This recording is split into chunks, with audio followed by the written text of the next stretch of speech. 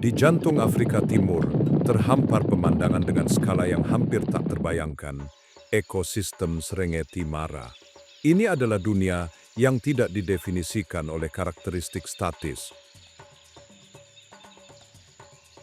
melainkan oleh denyut nadi yang konstan dan berirama yang didikte oleh matahari yang terik dan tanpa filter, serta janji yang ditemukan dalam guntur yang jauh. Ini adalah irama kehidupan kuno, tempat di mana keberadaan bergerak seiring dengan musim, dan mesin kehidupan itu adalah hujan. Janji hujan yang jauh itulah yang memicu salah satu tontonan paling primitif dan mengesankan di planet ini. Migrasi besar hewan. Ini bukan perjalanan dengan awal yang jelas dan akhir yang pasti, melainkan lingkaran abadi yang tak terputus, sebuah ziarah searah jarum jam yang membentang antara 500 dan 600 mil. Ini adalah prosesi yang dipaksakan oleh naluri yang terukir selama ribuan tahun, respons primordial terhadap pencarian air yang putus asa, dan rerumputan segar serta bergizi yang mengikutinya. Lebih dari 1.500.000 wildebeest, sungai tulang dan urat, ditemani oleh ratusan ribu zebra dan gazel. Bersama-sama mereka membentuk satu organisme kolosal yang mengalir melintasi dataran, dan langkah kolektif mereka adalah guntur yang rendah dan konstan. Ini adalah migrasi mamalia darat terbesar di bumi, lingkaran kehidupan sejati yang terus bergerak dan mengguncang bumi. Perjalanan ini adalah jantung dari seluruh ekosistem. Ritme beriramanya mendikte kehidupan sehari-hari, perjuangan brutal dan kemenangan singkat setiap makhluk yang mendiami tanah ini, mulai dari predator teratas yang mengintai dalam bayang-bayang hingga arsitek tanah yang tak terlihat. Setiap fase migrasi adalah babak dari kisah yang lebih luas tentang interkoneksi mendalam, di mana hidup dan mati bukanlah lawan, melainkan teman yang tak terpisahkan dalam menjaga salah satu sistem alam paling kompleks dan produktif di dunia. Ini adalah drama yang terbentang di panggung yang luas, di mana setiap peserta, tidak peduli seberapa besar atau kecilnya, memiliki peran penting. Menyaksikannya adalah menyaksikan denyut nadi Afrika itu sendiri. Namun denyut nadi ini didorong oleh kenyataan pahit bagi jutaan yang bergerak. Setiap fajar membawa cobaan baru, dan setiap senja adalah kemenangan yang diraih dengan susah payah. Perjalanan di depan masih panjang dan kelangsungan hidup tidak terjamin. Seiring bergantinya tahun, hujan singkat meluas ke utara dari dataran tinggi, gelombang yang memberi kehidupan di seluruh selatan Serengeti dan area konservasi Ngorongoro. Ini bukan sekadar air yang jatuh ke tanah kering, ini adalah tindakan penciptaan. Tanah di sini bersifat vulkanik, diperkaya selama ribuan tahun oleh abu gunung, berapi besar di lembah retakan besar, debu halus dan gelap yang syarat mineral, kalsium, fosfor, natrium yang merupakan bahan bakar bagi kehidupan. Sebagai respons terhadap hujan, tanah ini tidak menghasilkan rumput tinggi dan keras yang ditemukan di tempat lain, melainkan karpet rerumputan pendek yang sangat bergizi. Bagi jutaan herbivora, ini adalah tanah yang dijanjikan. Bagi induk wildebeest yang hamil, yang syarat dengan generasi berikutnya, ini adalah tempat berkembang biak yang sempurna karena menyediakan nutrisi vital yang diperlukan untuk menghasilkan susu yang kaya dan menopang anak-anak yang harus berlari menyelamatkan hidup mereka dalam beberapa menit setelah lahir. Pemandangan itu sendiri adalah mahakarya strategis. Ini adalah dataran rerumputan pendek yang terkenal, luas dan terbuka, membentang hingga cakrawala berkilauan yang hanya dihiasi oleh akasia bermahkota datar atau singkapan granit kuno yang dikenal sebagai kopje. Kopje-kopje ini, pulau-pulau geologis di lautan rumput, berfungsi sebagai menara pengawas bagi predator. Tetapi dataran di antaranya menawarkan keuntungan krusial bagi kawanan, visibilitas. Di dunia di mana bahaya adalah bau di angin dan kilasan gerakan di kejauhan, kemampuan untuk melihat ancaman datang adalah garis pertahanan pertama dan terpenting. Tidak ada semak belukar bagi singa untuk bersembunyi, juga tidak ada rumput tinggi untuk menyembunyikan macan tutul yang mengintai. Karena alasan inilah kawanan mengakhiri perjalanan panjang mereka ke selatan di sini. Mereka telah tiba di tempat kelahiran terbesar di planet ini, lanskap yang sangat cocok untuk membawa kehidupan baru ke dunia yang penuh bahaya. Ini adalah panggung yang disiapkan dengan sempurna untuk drama yang akan datang, sebuah drama yang dimulai dengan peristiwa berskala yang hampir luar biasa. Apa yang terjadi di dataran ini menantang skala konvensional. Dalam periode yang sangat tersinkronisasi, hanya 2 hingga 3 minggu, biasanya pada bulan Februari, lebih dari 500.000 anak wildebeest lahir. Pada puncak denyut kelahiran ini, hingga 8.000 nyawa baru dapat lahir dalam satu hari. Sebuah kaskade penciptaan yang mengubah lanskap menjadi tempat penitipan anak yang luas dan mengembik. Fenomena ini, yang dikenal sebagai kelahiran sinkron, adalah strategi evolusi yang kuat, sebuah taruhan berisiko tinggi yang telah terbayar selama berabad-abad. Seekor anak lahir di alam terbuka, makhluk berbulu basah dan berkaki mustahil, paket kecil, gelap, dan sepenuhnya rentan. Dalam 2 atau 3 menit, didorong oleh naluri tak tergoyahkan yang berteriak bangkit atau mati, ia memulai perjuangan untuk berdiri dengan kakinya yang panjang dan kurus gemetar karena usaha. Dalam 5 atau 10 menit, ia berdiri, terhuyung-huyung tetapi tegak. Dan seringkali dalam 1 jam, ia dapat berlari, mencatat kecepatan yang akan menantang pelari cepat manusia, berusaha mati-matian untuk mengikuti kecepatan induknya dan massa kawanan yang terus bergerak. Ketepatan waktu yang luar biasa ini bukanlah keajaiban, ini adalah kebutuhan mutlak. Di Serengeti, tertinggal berarti hukuman mati. Logika brutal di balik ledakan kehidupan ini adalah untuk membanjiri oposisi. Ini adalah strategi saturasi predator, bentuk asuransi biologis yang suram namun efektif. Jumlah besar hewan mangsa potensial begitu besar sehingga membanjiri kapasitas berburu predator yang ada. Sekawanan singa hanya dapat berburu dan mengonsumsi dalam jumlah terbatas.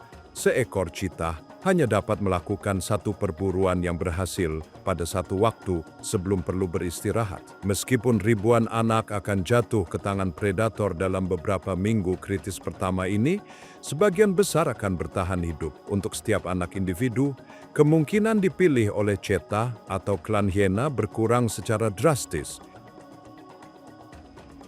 Ketika dikelilingi oleh 500.000 lainnya, ini menciptakan paradoks ekologis yang mendalam. Tempat berkembang biak ndutu secara bersamaan adalah tempat teraman dan paling berbahaya di seluruh ekosistem. Bagi populasi wildebeest secara keseluruhan, ini adalah tempat teraman untuk melahirkan karena kekuatan angka. Namun bagi individu yang tua, sakit, atau sangat tidak beruntung, tekanan predator tidak pernah lebih intens. Udara dipenuhi dengan suara embikan rendah bayi yang baru lahir, dan geraman respons dari induk mereka, suara kehidupan dan koneksi. Namun di balik paduan suara ini, tersembunyi ketegangan yang konstan dan nyata, tatapan diam dan penuh perhatian dari pemburu. Lanskap ini, pada saat yang sama, adalah buayan dan arena bertahan hidup. Dan seiring kawanan bertambah, bau kehidupan baru mengirimkan sinyal yang tak tertahankan melintasi dataran. Bagi para pemburu, pesta akan segera dimulai. Untuk menjamin kelangsungan hidupnya ketika anak-anaknya sama sekali tidak berdaya, satu spesies mengubah kekuatan terbesar predator, nafsu makannya, menjadi sebuah kelemahan. Denyut kelahiran ini adalah solusi matematika yang brilian. Ini bukan tentang menyelamatkan semua anak. Ini tentang mengorbankan jumlah yang secara statistik dapat diterima untuk menjamin kelangsungan hidup secara keseluruhan. Ini adalah aritmatika evolusi yang dingin, keras, namun indah. Kehidupan di dataran tempat berkembang biak ditentukan oleh ritme yang sangat berbeda, dunia pemburu dan yang diburu, kewaspadaan dan peluang. Bagi induk wildebeest yang baru melahirkan, hari adalah siklus kecemasan dan perawatan yang tak terputus. Seluruh keberadaannya berkurang menjadi satu fokus tunggal dan menghabiskan segalanya, menjaga anaknya tetap hidup. rutinitasnya tanpa henti. Ia sering menyusui anaknya, memberinya susu kaya energi yang dibutuhkan untuk pertumbuhan eksplosifnya. Segera setelah kelahiran, proses ikatan yang kritis terjadi. Ia menjilat anaknya untuk membersihkannya, mengukir bau dan panggilan unik anaknya dalam ingatannya. Sejak saat itu, di lautan ribuan hewan yang tampaknya identik, ia akan mengenali suara dan bau anaknya dengan ketepatan yang tak pernah gagal.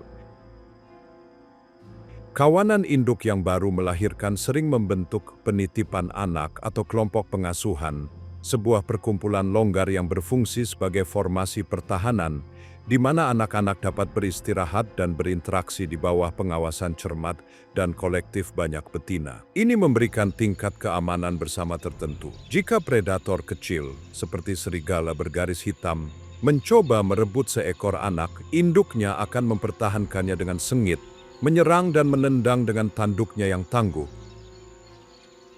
Bahkan sekelompok induk akan bersatu untuk mengusir ancaman. Makan rumput terus-menerus, tetapi penuh ketegangan. Induk harus mengisi kembali energi yang sangat besar yang dihabiskannya untuk memproduksi susu. Ia bergerak perlahan bersama kawanan, dengan kepala menunduk untuk merumput, tetapi telinganya berputar seperti radar hidup, matanya terus-menerus memindai cakrawala. Istirahatnya singkat dan ringan. Ia mengangguk sambil berdiri atau berbaring hanya untuk periode singkat, selalu siap untuk beraksi. Angin yang membawa bau singa, panggilan alam jauh dari burung plover, keheningan tiba-tiba kawanan, semuanya adalah pemicu yang segera membuatnya waspada tinggi dengan jantung berdebar kencang. Kehidupan sehari-harinya adalah bukti kerja keras dan tak berujung dari keibuan di dunia yang tidak menawarkan kesempatan kedua.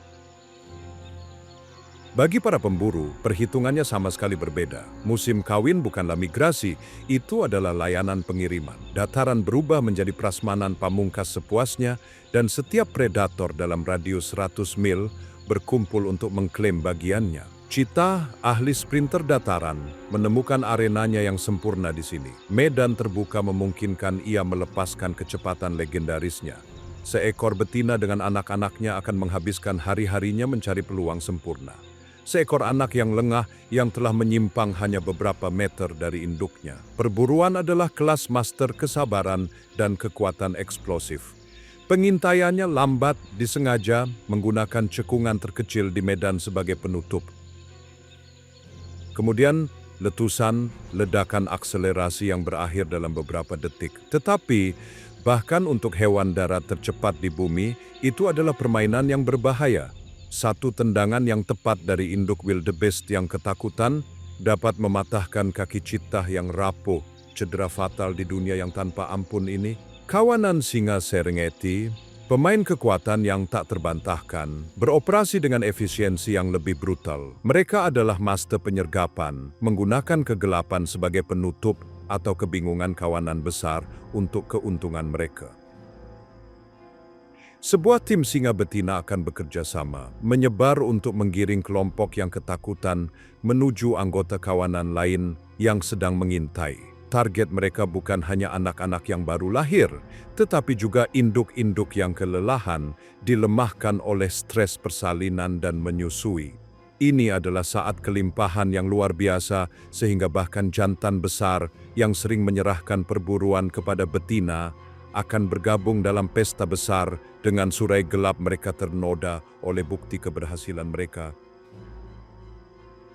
Dan kemudian ada klan hiena, sering disalahpahami sebagai sekadar pemulung. Mereka sebenarnya adalah predator yang sangat cerdas dan kuat, hanya kalah dari singa dalam hierarki dataran. Dengan rahang yang menghancurkan tulang dan daya tahan yang luar biasa, mereka berburu dalam kawanan terkoordinasi, dan lolongan mengerikan mereka bergema di dataran pada malam hari. Mereka akan tanpa henti menguji kawanan, mencari tanda-tanda kelemahan, dan dapat mengejar target hingga kelelahan sepanjang bermil-mil. Mereka adalah oportunis besar, sama mahirnya dalam berburu sendiri atau mengintimidasi seekor cheetah sendirian untuk merebut mangsa hasil jerih payahnya. Bagi hiena, tempat berkembang biak adalah lanskap peluang tak terbatas, di mana setiap kelahiran adalah makanan potensial. Semua makanan ini tersedia, tetapi bagaimana jika saya memberitahu Anda bahwa bagi predator, ini juga merupakan salah satu waktu paling menegangkan dalam setahun? Dengan semua makanan yang tersedia ini, persaingan menjadi sengit. Singa mencuri dari hiena, hiena mencuri dari cheetah. Setiap makanan adalah pertempuran potensial. Yang disebut waktu kelimpahan ini sebenarnya adalah periode konflik berisiko tinggi yang secara brutal memperkuat hierarki dataran. Bahkan saat karnivora besar berpesta, drama lain yang lebih halus terungkap di antara para oportunis yang tenang dan tim pembersih yang selalu ada. Langit sendiri mengawasi, menunggu saatnya untuk turun. Siklus hidup dan mati masih jauh dari berakhir, dan tak lama lagi bumi sendiri akan mulai bergejolak dengan bukti siklus kehidupan ini, mempersiapkan jalan bagi babak berikutnya dari kisah tanpa akhir ini. Dataran harus dibersihkan sebelum kawanan besar dapat melanjutkan perjalanan, dan itu adalah tugas bagi jenis spesialis yang berbeda.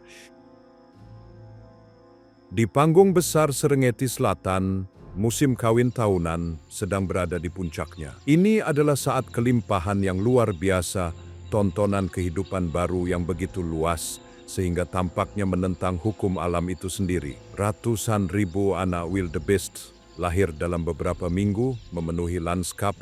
Suara mereka adalah paduan suara yang konstan di bawah matahari Afrika. Ledakan kehidupan ini adalah mahakarya strategi evolusi yang dirancang untuk mengalahkan predator yang berpatroli di dataran ini. Tetapi ini juga berfungsi sebagai lonceng, sebuah sinyal yang ditransmisikan sejauh ratusan mil bahwa pesta terbesar tahun ini telah dimulai. Bagi para pemburu Serengeti, ini bukan hanya saat peluang. Ini adalah ujian akhir dari keterampilan mereka, kekuatan mereka, dan kemampuan mereka untuk bertahan hidup di dunia di mana garis antara pemburu dan yang diburu dapat kabur dalam sekejap. Bagi masing-masing, nama permainannya adalah memanfaatkan anugerah yang cepat berlalu ini, dan masing-masing memiliki strategi unik mereka sendiri yang teruji waktu untuk melakukannya. Bagi cheetah, hewan darat tercepat di dunia, musim kawin adalah saat kelimpahan relatif, tetapi penuh dengan bahaya yang konstan dan berdenyut. Sebagai pemburu soliter atau semi-soliter, rutinitas hariannya adalah keseimbangan yang disesuaikan dengan baik antara memanfaatkan kekuatan dalamnya dan mengurangi kelemahan dalamnya yang sama besarnya. Seekor induk dengan anak-anak yang harus diberi makan adalah studi intensitas yang terfokus. Dia menggunakan dataran terbuka yang luas untuk keuntungannya, di mana kecepatan ledakannya adalah senjata utama. Waktu berburu utamanya adalah jam-jam terdingin di pagi dan sore hari, strategi cerdas untuk menghindari tubuhnya yang disesuaikan dengan baik dari kepanasan dan, yang terpenting, untuk meminimalkan pertemuan dengan predator nokturnal dan krepuskular yang lebih kuat seperti singa dan hiena. Target pilihannya adalah yang paling rentan, anak wildebeest termuda, terutama yang terpisah sesaat dari induknya di lautan tubuh yang luas dan membingungkan. Perburuannya adalah kelas master strategi dan biomekanika. Dia akan menggunakan setiap perlindungan yang tersedia, lipatan kecil di tanah, gundukan rayap, rumpun-rumput yang lebih panjang, untuk mendekat ke targetnya. Bulunya yang berbintik memberikan kamuflase yang sangat baik terhadap cahaya berbintik-bintik sabana, membuatnya hampir tidak terlihat, mengintai sangat lambat, sabar, dan metodis. Dia bergerak dengan profil rendah, tubuhnya menempel di tanah, setiap otot melengkung seperti pegas. Ketika dia menilai jaraknya tepat, transformasinya sangat mengesankan. Dia meledak dari persembunyiannya, tulang belakangnya yang lentur unik dan cakarnya yang semi retraktil mencengkeram bumi untuk traksi, mempercepat hingga lebih dari 60 mil per jam hanya dalam beberapa detik. Pengejaran adalah ledakan singkat dan ganas dari kehebatan atletik murni, dengan ekornya yang panjang dan berat berfungsi sebagai kemudi untuk belokan tajam saat dia mendekat. Dia akan menyerang targetnya dengan pukulan cakarnya dan memberikan gigitan yang tepat di tenggorokan untuk segera menaklukkannya, sebuah teknik yang membutuhkan ketepatan, bukan kekuatan. Namun, perburuan yang sukses bukanlah akhir dari perjuangan. Itu adalah awal dari perlombaan yang panik melawan waktu. Rutinitas harian Ceetah didominasi oleh tekanan ini. Dia makan dengan cepat, gugup, kepalanya terangkat di antara gigitan untuk mencari bahaya, lubang hidungnya yang besar menghirup udara untuk pulih dari defisit oksigen akibat pengejaran. Bau perburuan yang sukses dan pemandangan burung nasar yang berputar-putar di atas adalah undangan terbuka bagi semua pesaing di area tersebut. Seekor singa atau klan hiena tidak akan ragu untuk mengusir Ceetah dari mangsanya. Mereka lebih besar, lebih kuat, dan menimbulkan ancaman mematikan tidak hanya bagi makanannya, tetapi juga bagi anak-anaknya. Oleh karena itu, sebagian besar harinya dihabiskan dalam keadaan siaga tinggi. Ketika dia tidak berburu, dia membimbing anak-anaknya dari satu tempat persembunyian ke tempat lain. Semak belukar yang lebat, petak rumput yang panjang. Dia beristirahat di tempat-tempat tinggi seperti gundukan rayap, bukan untuk kenyamanan, tetapi untuk titik pandang yang lebih baik. Hidupnya adalah kesendirian dan ketegangan yang konstan. Kelimpahan musim kawin membuat mencari makanan lebih mudah, tetapi juga menarik konsentrasi yang lebih tinggi dari pesaing yang sama, yang membuat hidupnya begitu genting. Terlepas dari semua kecepatan dan keanggunannya, Ceetah adalah ratu yang rapuh, yang menguasai kerajaan momen. Di dataran yang sama ini, mendominasi jenis kekuatan lain, kekuatan yang dibangun bukan di atas kecepatan, tetapi di atas kekuatan brutal dan ikatan keluarga yang tak terpatahkan. Tetapi ada pemburu soliter lain yang melihat kawanan besar berlalu, hantu bayangan yang kekuatannya tidak terletak pada kecepatan, tetapi pada siluman dan kesabaran. Ini adalah domain macan tutul, kucing besar Afrika yang paling sulit ditangkap dan mudah beradaptasi. Tidak seperti Ceetah yang menguasai dataran terbuka, macan tutul adalah ahli di pinggir yang sering mengunjungi hutan sungai yang lebat, lereng berbatu kopje, dan kanopi pohon akasia dan pohon sosis yang lebat. Kehidupan sehari-harinya adalah studi penyembunyian yang diperhitungkan. Selama panasnya siang hari, macan tutul seringkali tidak terlihat, permadani otot dan tulang yang tersamarkan dengan indah di dahan yang tinggi. Bulunya yang berbintik-bintik roset membuatnya tidak dapat dibedakan dari cahaya berbintik-bintik yang menyaring melalui dedaunan. Aktivitas utamanya dimulai saat matahari terbenam, mewarnai langit dengan nuansa oranye dan ungu. Dia turun dari tempat kudusnya di atas pohon dengan keanggunan yang hening dan mengalir. Macan tutul adalah oportunis par excellence.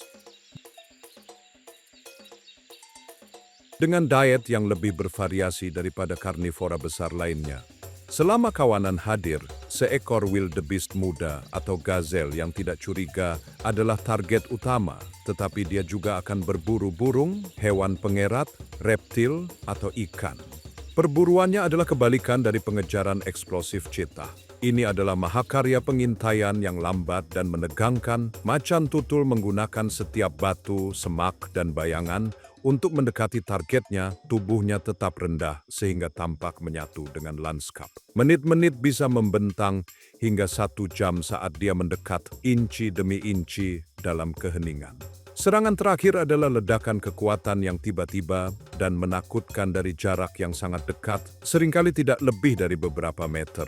Ini adalah makhluk dengan kekuatan luar biasa untuk ukurannya, mampu menyerang mangsa yang jauh lebih besar dari dirinya sendiri. Namun, perilakunya yang paling ikonik terjadi setelah perburuan berakhir. Untuk mengamankan hadiahnya dari mata singa yang selalu waspada dan klan hiena yang berkeliaran, macan tutul melakukan prestasi kekuatan yang luar biasa. Dia akan menyeret mangsanya, terkadang dengan berat, lebih dari berat tubuhnya sendiri, secara vertikal ke atas batang pohon untuk memasangnya dengan aman di antara cabang-cabang. Gudang makanan di puncak pohon ini adalah jaminannya akan makanan, pesta pribadi yang dilakukan tinggi di atas kekacauan dataran. Macan tutul adalah pengamat yang hening, hantu di pepohonan yang berkembang di tepi drama besar, sebuah bukti fakta bahwa di Serengeti, kekuatan sejati juga dapat ditemukan dalam kesendirian dan bayangan. Sekarang kawanan singa beroperasi sebagai unit sosial yang kohesif dan kuat, raja-raja yang tak terbantahkan dari domain ini. Kedatangan migrasi mengubah wilayah mereka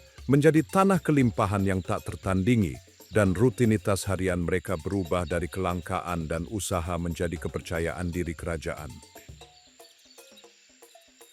Dengan jutaan wildebeest di depan pintu rumah mereka, singa di dataran Serengeti tidak perlu melakukan perjalanan jauh untuk mendapatkan makanan. Makanan datang kepada mereka. Singa betina, pemburu utama kawanan, menggunakan taktik kooperatif yang canggih dan sangat efektif. Mereka lebih aktif di malam hari selama jam senja fajar dan senja, atau selama badai, ketika kegelapan, angin dan suara guntur membantu menyembunyikan pendekatan mereka yang hening dan mematikan. Perburuan khas adalah pertunjukan kekuatan yang terkoordinasi. Singa betina menyebar, seringkali menggunakan medan untuk keuntungan mereka untuk mengelilingi bagian dari kawanan. Beberapa individu akan bertindak sebagai penggerak, menunjukkan diri untuk menciptakan kepanikan, dan mendorong mangsa yang ketakutan ke arah rekan-rekan kawanan mereka yang bersembunyi. Penyergapan itu cepat dan ganas. Ukuran dan kekuatan mereka yang besar memungkinkan mereka untuk menyerang wildebeest dewasa yang sepenuhnya tumbuh, suatu prestasi yang jarang dicoba oleh cheetah. Pukulan cakar yang kuat dapat membuat mangsanya kehilangan keseimbangan, dan gigitan yang menghancurkan di tenggorokan atau moncong mengakhiri perburuan dengan cepat. Dengan mangsa besar yang diamankan, rutinitas harian kawanan menjadi kemewahan yang lesu. Singa dapat menghabiskan hingga 20 jam sehari untuk beristirahat, menghemat energi untuk perburuan berikutnya. Mereka menyebar di bawah naungan pohon akasia atau berjemur di granit hangat Kopje yang berfungsi sebagai titik pandang yang sangat baik untuk menginspeksi kerajaan mereka. Periode istirahat ini didominasi oleh interaksi sosial yang kritis. Mereka memperkuat ikatan mereka melalui saling merawat, saling menggosok kepala, dan dengkuran rendah. Anak-anak yang aman dan cukup makan terlibat dalam permainan kejar-kejaran dan menerkam yang tak ada habisnya, permainan yang berfungsi sebagai pelatihan penting untuk keterampilan mematikan yang akan mereka butuhkan sebagai orang dewasa. Rutinitas jantan dominan berbeda, meskipun mereka akan bersatu untuk menjatuhkan mangsa yang sangat besar seperti kerbau atau jerapah. Peran utama mereka bukanlah berburu, melainkan pertahanan teritorial. Sebagian besar hari mereka dihabiskan untuk berpatroli di batas-batas kawanan, menandainya dengan urin dan kelenjar bau. Raungan ikonik dan dalam mereka adalah bagian penting dari rutinitas ini. Beresonansi hingga 5 mil di seluruh dataran, raungan yang paling sering terdengar saat fajar dan senja bukan hanya suara, tetapi kehadiran fisik.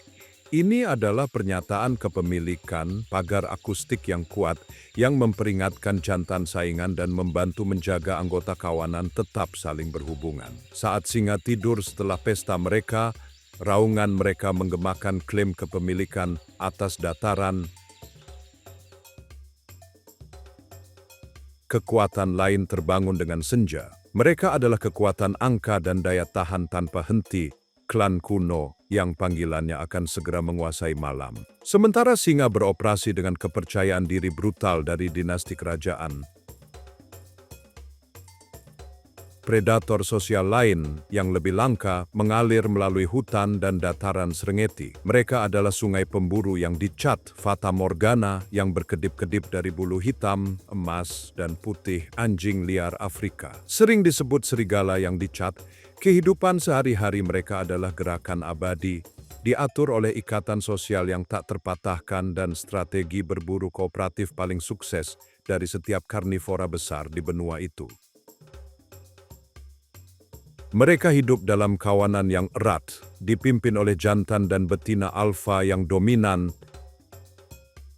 yang biasanya merupakan satu-satunya pasangan yang bereproduksi. Kawanan adalah model kohesi sosial. Sebelum berburu, mereka saling menyapa dengan ocehan, rengekan, dan pertunjukan ketundukan timbal balik, Sebuah ritual kompleks yang menegaskan ikatan mereka dan menyinkronkan niat mereka. Ini bukan demokrasi, melainkan unit keluarga yang sangat efektif, di mana kelangsungan hidup kelompok, terutama anak-anak anjing, adalah prioritas tunggal dan yang melahap segalanya.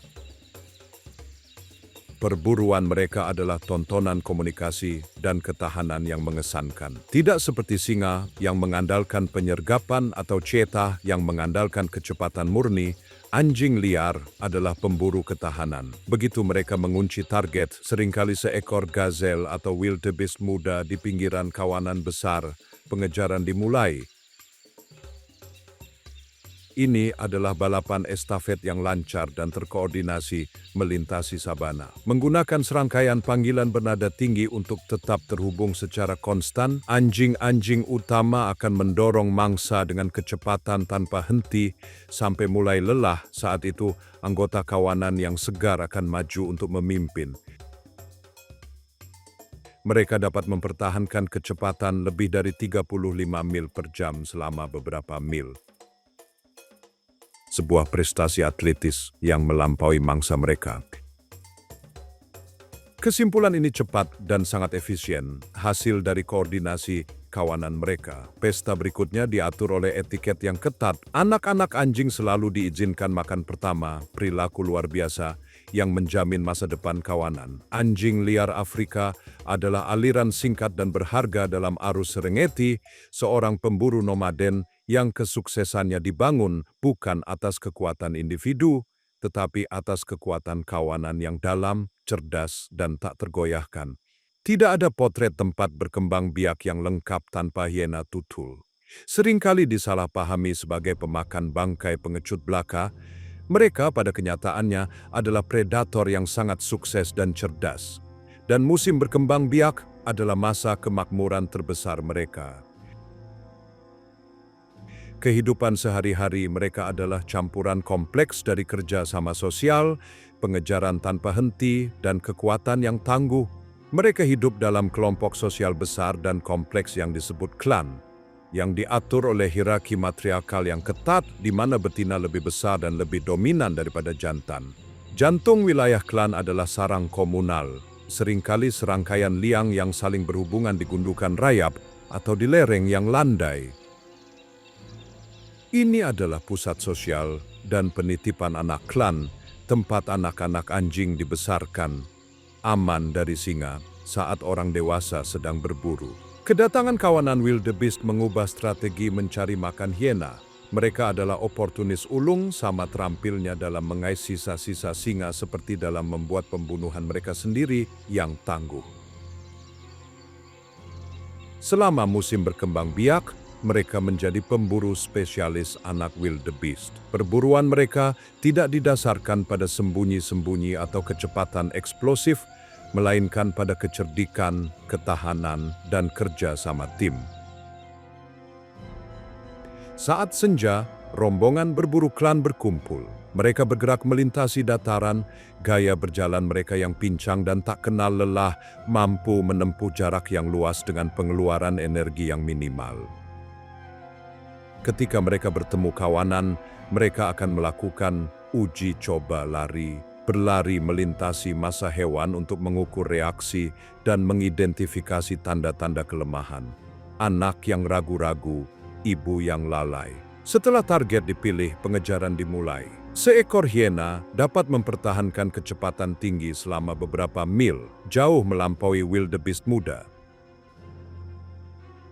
Bekerja sama sebagai tim, mereka dengan terampil memisahkan anak dari induknya. Gigitan mereka adalah salah satu yang paling kuat di kerajaan hewan, mampu menghancurkan tulang dengan mudah. Kesimpulan perburuan seringkali kacau, berisik, dan sangat efisien. Bagi klan hiena, tempat berkembang biak adalah pesta. Mereka makan dengan lahap, dan induk pemburu kembali ke sarang untuk menyusui anak-anak mereka. Susu kaya mereka memberi anak-anak anjing awal yang baik di dunia yang berbahaya. Panggilan khas mereka, suara yang menakutkan dan ikonik dari malam Afrika, bergema di dataran, suara komunikasi, emosi, dan siklus hidup dan mati yang tak henti-hentinya. Tetapi bahkan pesta hiena bukanlah tindakan terakhir dari drama ini. Untuk setiap perburuan yang berhasil dilakukan di dataran ini, audiens yang hening telah mengamati dari atas dengan sabar menunggu predator besar kenyang. Kedatangan mereka menandai tahap akhir dan kritis dari siklus konsumsi ini. Saat singa, hiena, dan ceetah mundur ke bayangan untuk mencerna makanan mereka, tim pembersih tiba. Berputar-putar di arus termal, burung nasar adalah penanggap pertama Serengeti.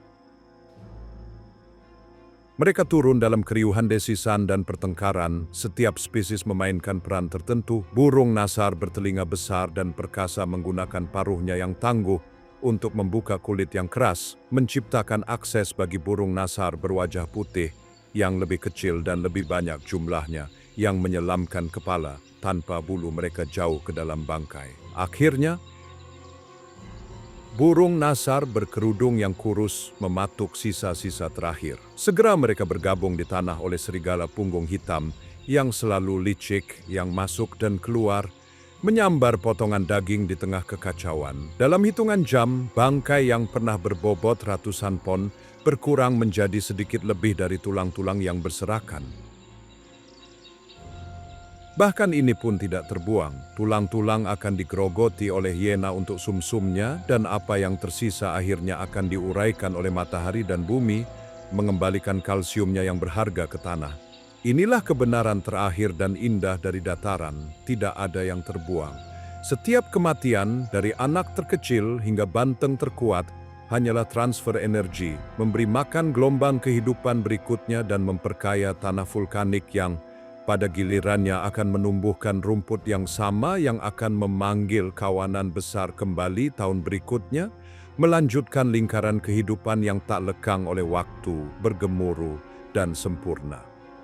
Pada saat bulan April dan Mei tiba, karakter langit itu sendiri mulai berubah. Hujan panjang, banjir yang jauh lebih serius, dan berkelanjutan daripada hujan pendek di selatan, mulai menyapu dataran, tetapi jantung dan fokusnya telah bergeser ke utara. Di tempat berkembang biak yang besar di selatan Serengeti, tanah yang berfungsi sebagai tempat lahir bagi 500 juta kehidupan baru mulai kehilangan semangatnya. Rumput pendek dan manis setelah memenuhi tujuannya, mulai mengering, berubah dari hijau cerah dan elektrik menjadi emas pucat dan kelelahan. Tempat minum yang dulunya penuh dengan kehidupan, menyusut menjadi genangan lumpur di bawah matahari yang semakin menguat. Sebagai respons, dorongan kuno dan tak tertahankan bergejolak dalam kawanan, perintah biologis yang tidak dapat diabaikan. Mungkin perubahan halus dalam kandungan mineral rumput yang layu, bau hujan yang jauh terbawa angin yang menuju utara, atau suara badai yang bergemuruh seperti ramalan jauh di luar cakrawala. Apapun pemicu pastinya, kesadaran kolektif lebih dari 1,5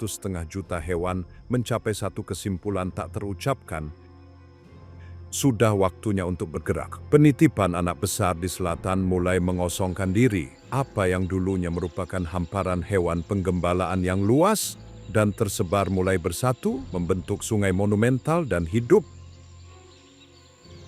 Kawanan memutar wajah mereka ke utara dan barat, memulai bab besar berikutnya dari perjalanan melingkar mereka. Mereka membentuk kolom-kolom kolosal dari tubuh yang bergerak, semburan kehidupan yang dapat membentang lebih dari 25 mil melintasi sabana, pemandangan yang begitu luas, sehingga menentang skala lanskap itu sendiri. Udara yang dulunya dipenuhi dengan suara embikan bernada tinggi dan rapuh dari bayi yang baru lahir,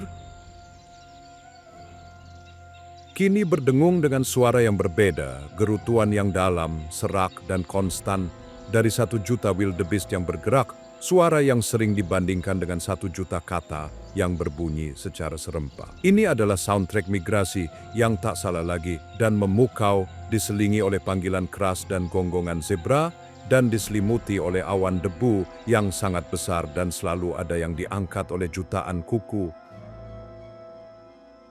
kabut emas yang dapat terlihat bermil-mil jauhnya. Ini bukan hanya gerakan, ini adalah kekuatan alam yang membentuk kembali dunia yang dilewatinya. Di tengah gerakan maju yang tanpa henti ini, biasanya pada akhir Mei dan Juni, saat kawanan mengalir ke koridor barat Serengeti, imperatif biologis lain muncul, menambahkan lapisan baru energi kacau pada perjalanan. Ini adalah musim kawin, estrus. Atmosfer di dalam kolom-kolom yang bergerak diisi dengan intensitas yang hiruk-pikuk dan didorong oleh testosteron. Banteng-banteng dengan leher yang menebal dan emosi yang pendek terlibat dalam pertarungan ritual dan konstan untuk hak kawin. Mereka berlutut di debu, menanduk tanduk mereka dengan suara seperti kayu pecah, berjuang untuk dominasi dalam kontes singkat namun sengit. Raungan tantangan mereka, suara yang sangat keras dan bergema, menambahkan nada baru dan mendesak pada keriuhan.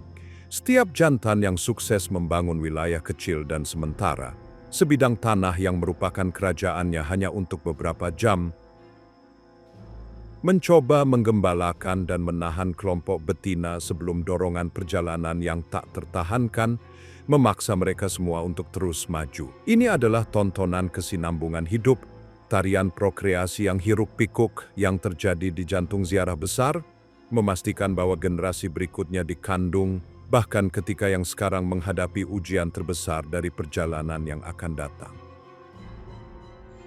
Tindakan menciptakan kehidupan baru itu sendiri terjalin dalam jalinan perjalanan berbahaya ini. Namun, perjalanan panjang ke utara ini bukanlah kepanikan yang kacau. Dari kejauhan mungkin terlihat anarki, tetapi dari dekat ia terungkap sebagai ekosistem bergerak yang sangat terorganisir, meskipun berisik dan berdebu. Ini adalah usaha kooperatif, di mana spesies yang berbeda bepergian bersama, masing-masing memainkan peran khusus yang menguntungkan keseluruhan. Kehidupan sehari-hari, mereka adalah studi simbiosis skala besar, sebuah kota bergerak herbivora dengan aturannya sendiri, ritmenya sendiri, dan logika internalnya sendiri. Di jantung prosesi ini terdapat wildebeest, mesin migrasi itu sendiri. Kehidupan sehari-hari wildebeest yang sedang berjalan adalah tujuan yang tanpa henti dan sederhana, merumput dan berjalan, berjalan dan merumput. Mereka adalah mesin dan badan utama dari gerakan massal ini. Jumlah mereka yang besar dan fokus tunggal mereka dalam mencari pakan segar menentukan kecepatan dan arah seluruh prosesi. Mereka adalah makhluk insting dan dorongan. Perjalanan mereka adalah contoh sempurna dari kecerdasan kawanan. Ketika bagian depan kolom mulai bergerak, sisanya mengikutinya, sebuah dorongan yang menyebar melalui jutaan individu menciptakan gelombang gerakan yang mengalir di atas bukit dan melintasi dataran seperti air. Mereka berkomunikasi terus-menerus, menggunakan suara dengkuran khas mereka untuk menjaga kontak di dalam kolom yang padat dan berdebu. Namun mereka juga meninggalkan jejak yang lebih halus, mengeluarkan bau dari kelenjar di kuku mereka yang merajut jaringan komunikasi tak terlihat di seluruh dataran luas. Benang aromatik yang membantu kawanan untuk saling mengikuti. Gaya merumput mereka adalah model efisiensi. Mereka menggunakan moncong lebar mereka untuk memotong sejumlah besar rumput berukuran sedang bertindak sebagai mesin pemotong rumput utama Serengeti. Dengan demikian, mereka tidak hanya memberi makan diri mereka sendiri, mereka secara cermat mempersiapkan lanskap untuk berbagai spesies yang mengikuti mereka, membuka dunia peluang bagi rekan-rekan perjalanan mereka.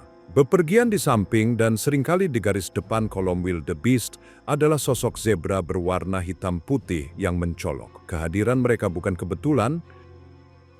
Mereka terlibat dalam hubungan yang sangat simbiosis dengan wildebeest, bertindak sebagai perintis dan navigator kawanan besar. Koeksistensi damai mereka dimungkinkan berkat pembagian sumber daya yang cerdas, contoh klasik dari partisi ceruk. Zebra adalah fermentor usus belakang, sistem pencernaan yang memungkinkan mereka memproses vegetasi yang lebih keras dan lebih berserat daripada hewan ruminansia seperti wildebeest.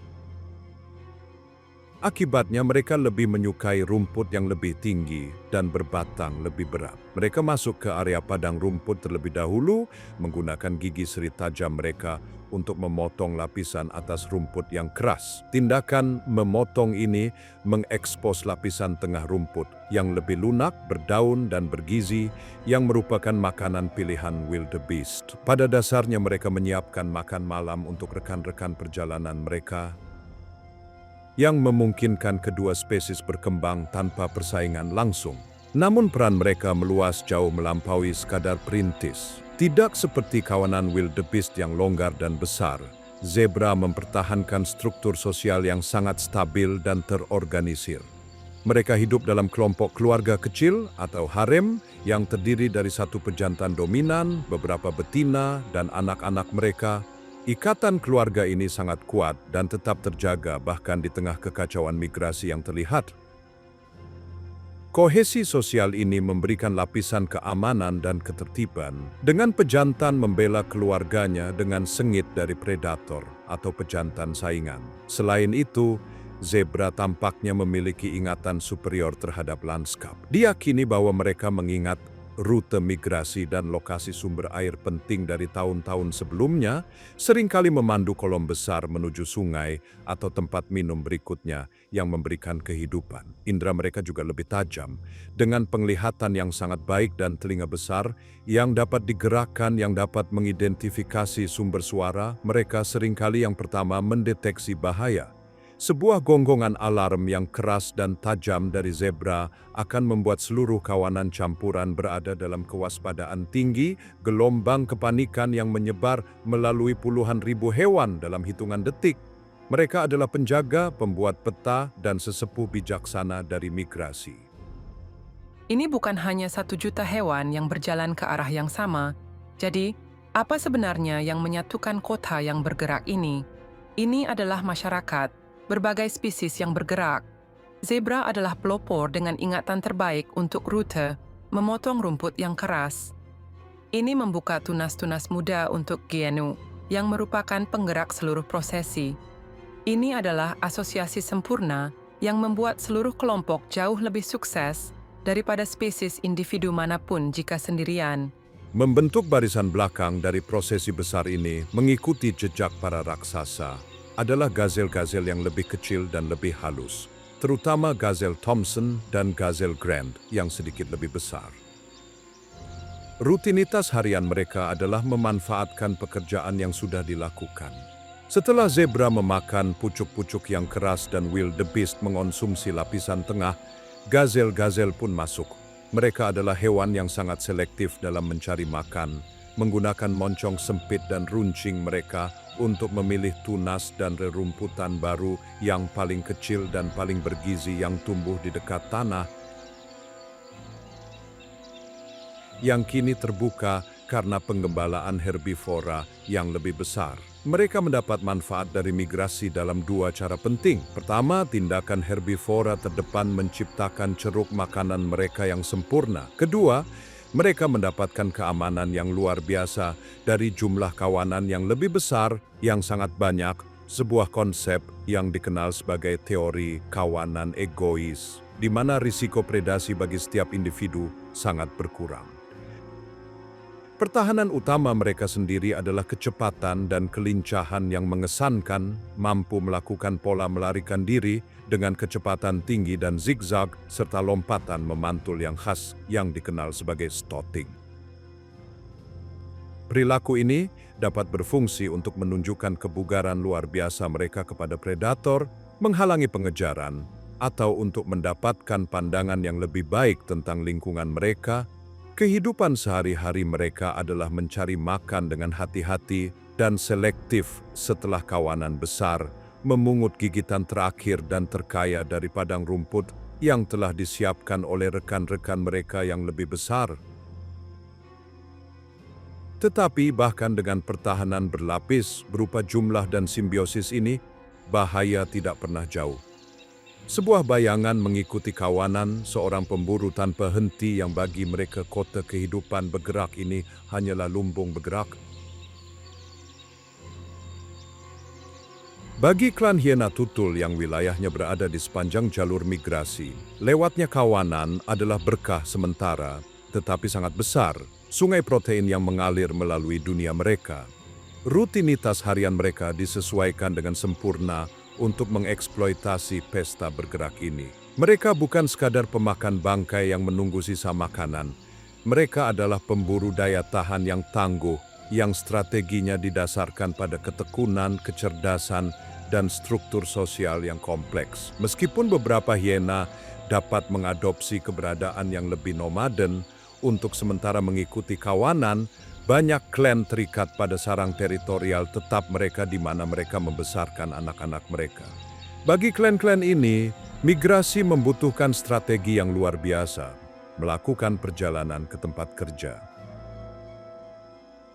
Kelompok pemburu betina berpangkat tinggi akan meninggalkan sarang dan melakukan perjalanan selama berhari-hari, menempuh puluhan mil untuk mencapai garis depan migrasi yang bergerak. Inilah tempat kerja mereka.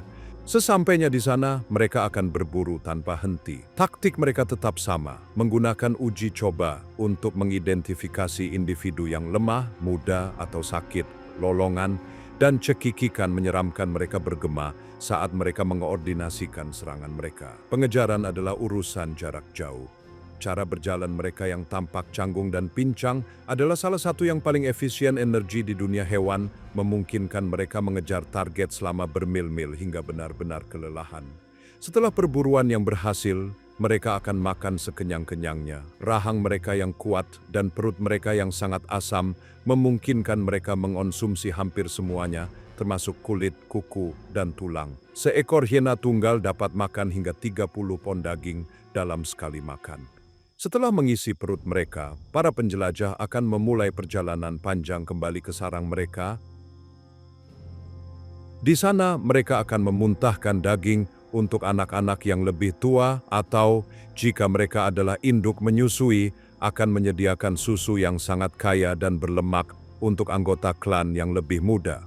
Perilaku canggih ini adalah bukti ketahanan fisik, kemampuan pemetaan kognitif, dan kekuatan ikatan sosial mereka. Namun, saat kawanan selalu bergerak ke utara, mereka menuju rintangan yang tidak mudah diatasi oleh jumlah ketahanan atau kerjasama, sebuah tantangan yang akan menguji mereka hingga batas mutlak mereka. Setelah berbulan-bulan perjalanan tanpa henti, kawanan tiba di rintangan terbesar dan paling dramatis dari seluruh perjalanan tahunan mereka.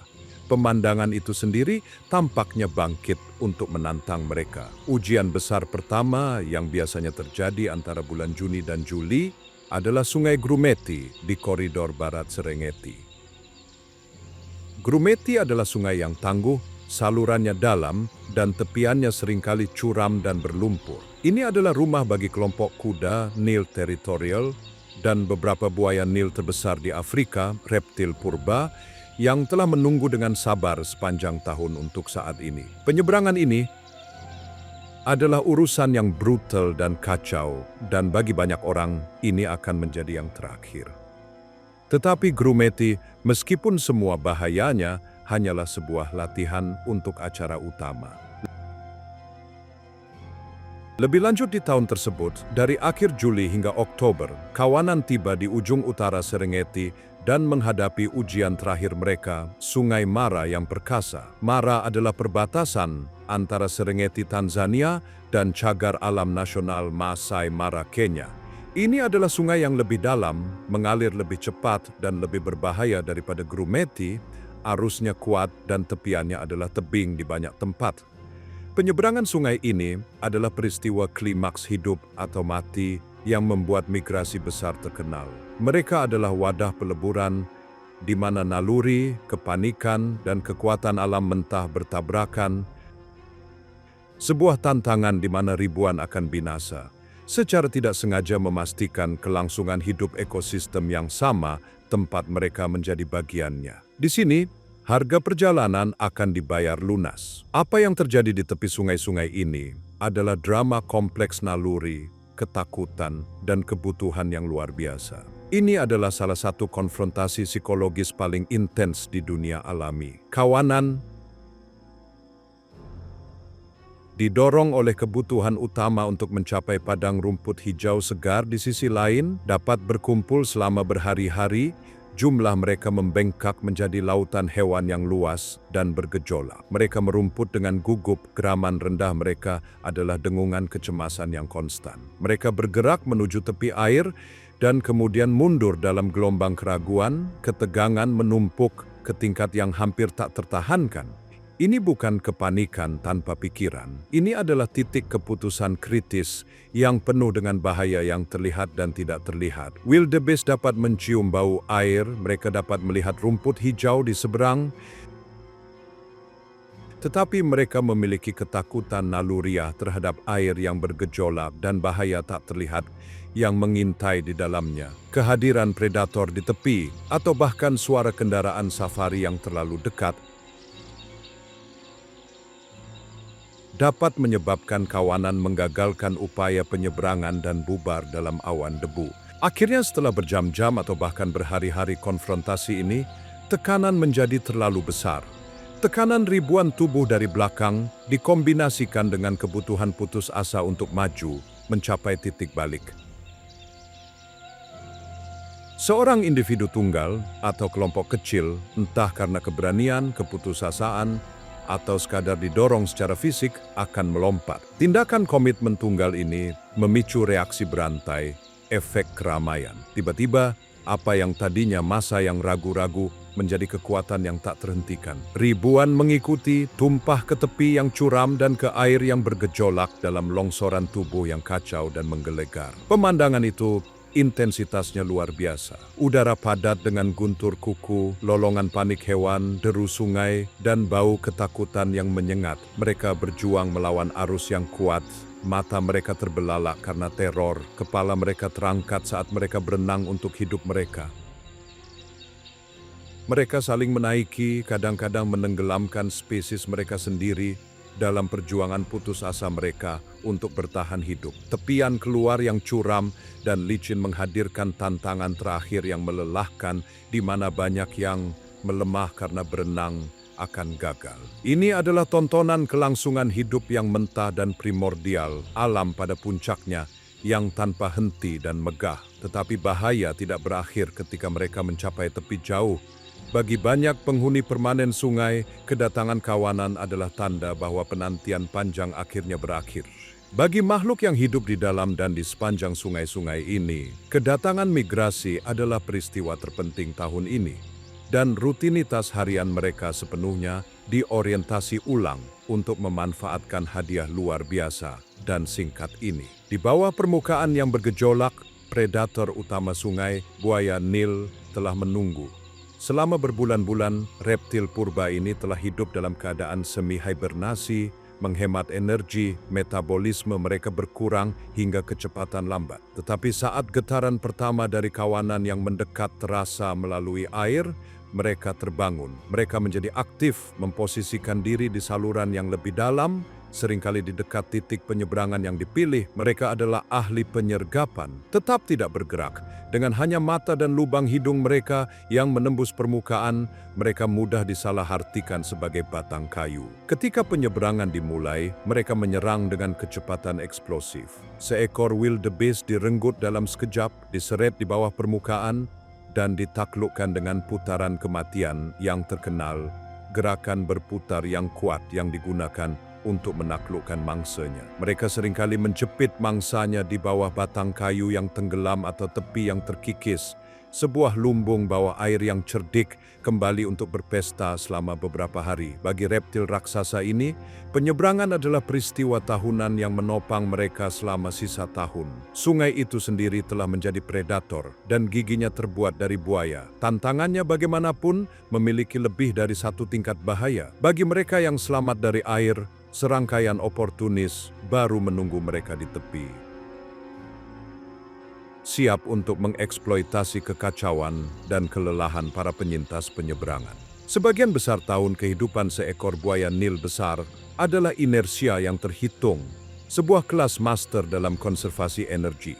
Sebagai ektotem berdarah dingin, mereka bergantung pada lingkungan untuk mengatur suhu tubuh mereka. Hari-hari mereka dihabiskan untuk berjemur di gundukan pasir, menyerap panas matahari seperti panel surya hidup, seringkali dengan rahang mereka yang kuat terbuka dalam proses yang dikenal sebagai bokeo bucal, yang membantu mereka mendinginkan diri. Atau mereka tetap tidak bergerak di perairan dangkal, purba, dan sabar dengan hanya mata dan lubang hidung mereka yang menembus permukaan air.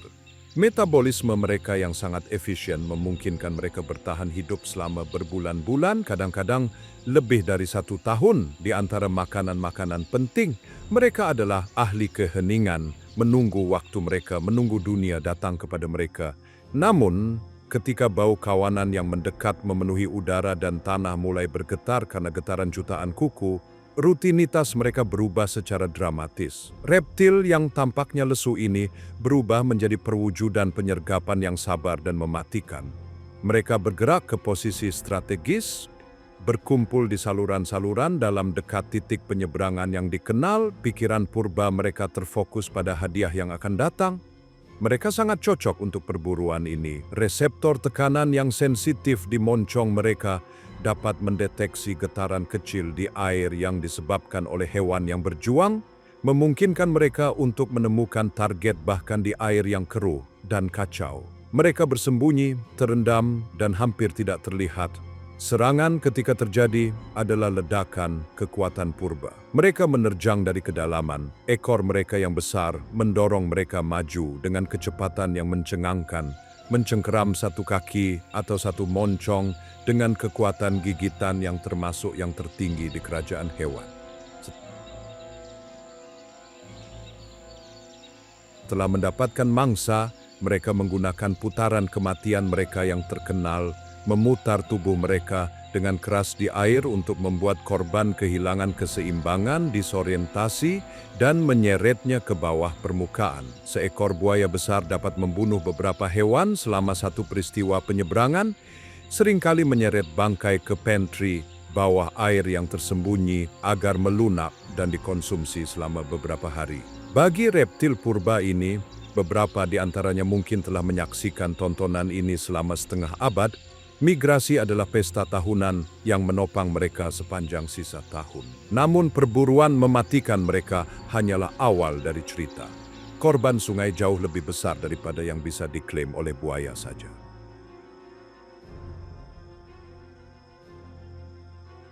Penyeberangan sungai meninggalkan jejak kerugian yang luar biasa. Ribuan wildebeest mati, tidak hanya karena serangan buaya, tetapi karena terinjak-injak dalam kepanikan atau sekadar tenggelam karena kelelahan di arus yang kuat. Namun, tragedi besar bagi kawanan ini menjadi suntikan kehidupan yang masif dan terlokalisasi bagi ekosistem sungai dan lanskap sekitarnya.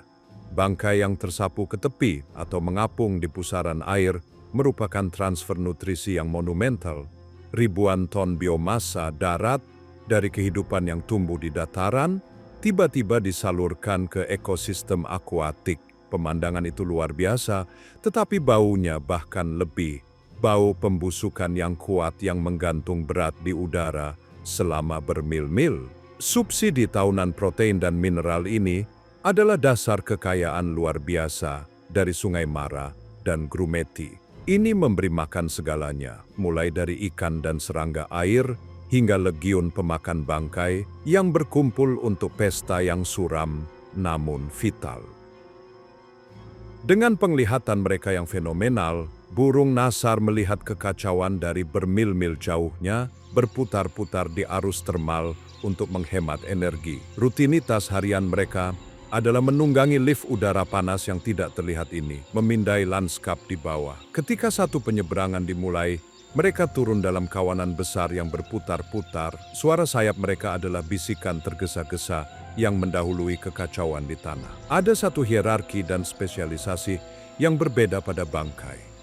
Burung nasar bertelinga yang perkasa dengan paruh besarnya, biasanya yang pertama tiba, cukup kuat untuk merobek kulit wildebeest yang keras dan basah. Tindakan kekuatan kasar ini membuka bangkai untuk yang lain.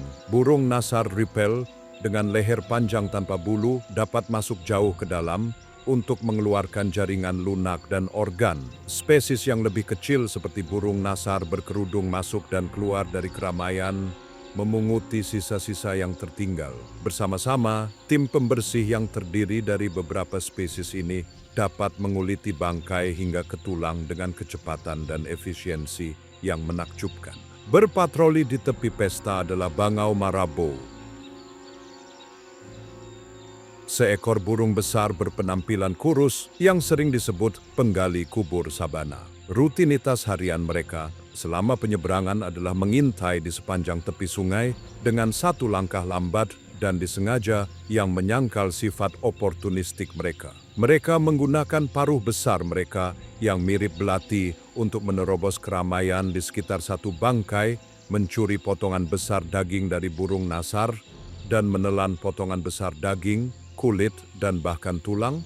Kepala dan leher mereka yang telanjang dan berbintik-bintik merah muda adalah adaptasi cerdas namun praktis untuk gaya hidup pemakan bangkai mereka, mencegah bulu mereka kusut dengan darah dan jeroan saat mereka mencari jauh di dalam satu bangkai. Mereka adalah bagian yang suram namun penting dari tim pembersih. Sosok mereka yang menjulang tinggi adalah kehadiran konstan di situs-situs kehilangan dan pembaruan ini. Semua orang melihat penyeberangan itu sebagai tragedi bagi kawanan.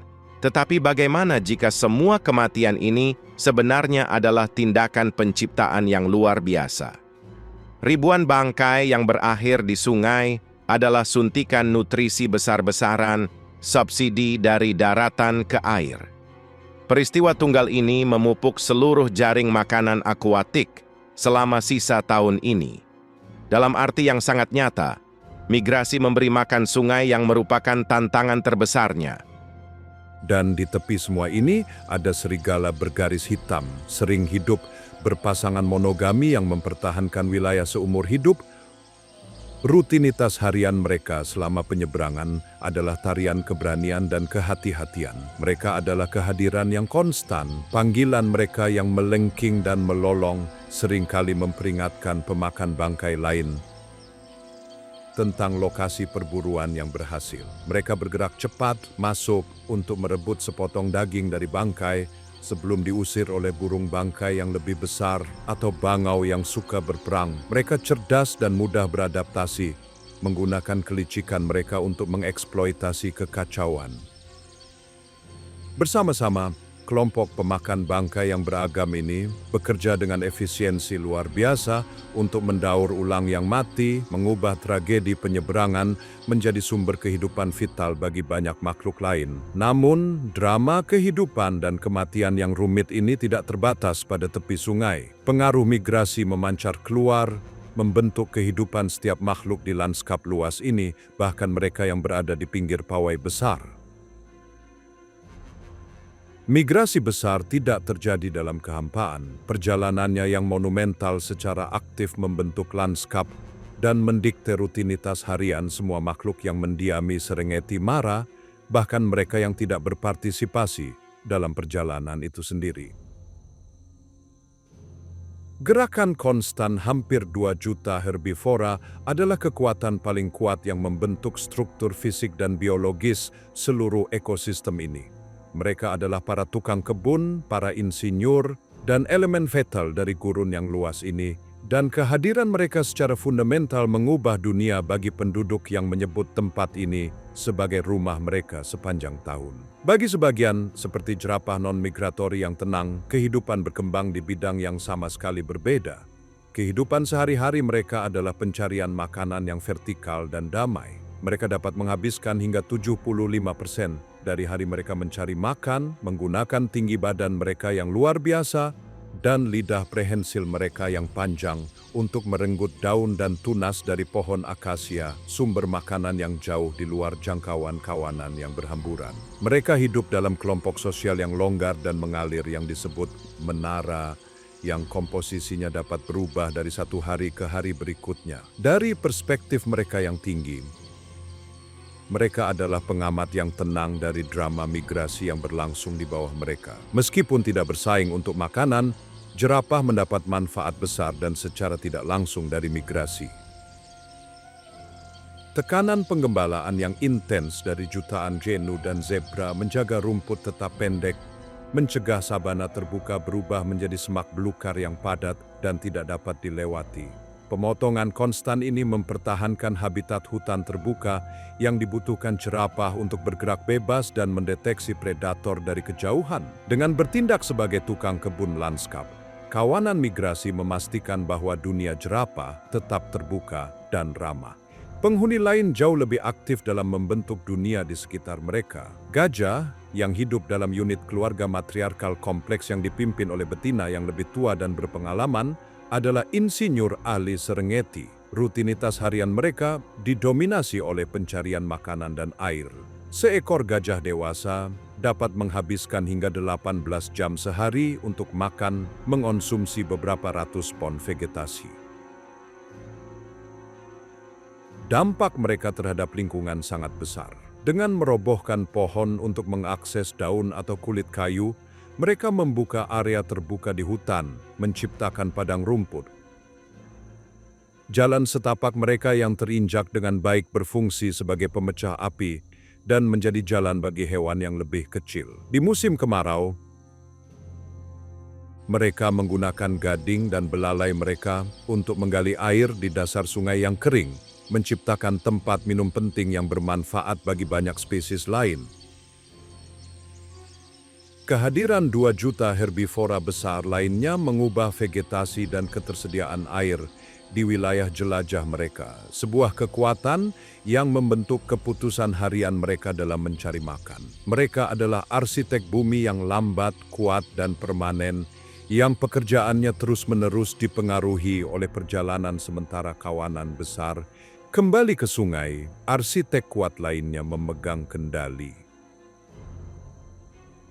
Tetapi pengaruhnya adalah dominasi teritorial. Kuda Nil adalah makhluk dengan kebiasaan yang ketat dan dapat diprediksi. Rutinitas harian mereka adalah kisah tentang 2 lingkungan. Mereka menghabiskan hingga 16 jam sehari terendam di sungai dan kolam untuk menjaga kulit sensitif mereka tetap sejuk dan lembab.